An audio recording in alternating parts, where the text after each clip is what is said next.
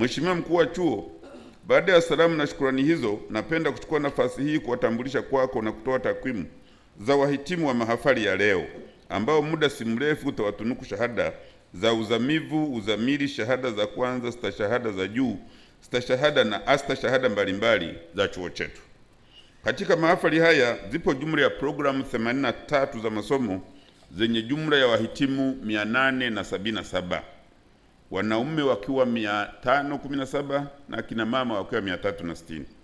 Wahitimu wa shahada za kwanza wanaostahili kutunikiwa shahada za chuo kikuu cha Sokoine cha kilimo wako 698, shahada za umahiri wako 132, na wahitimu wa shahada za uzamivu kwa leo wako 19.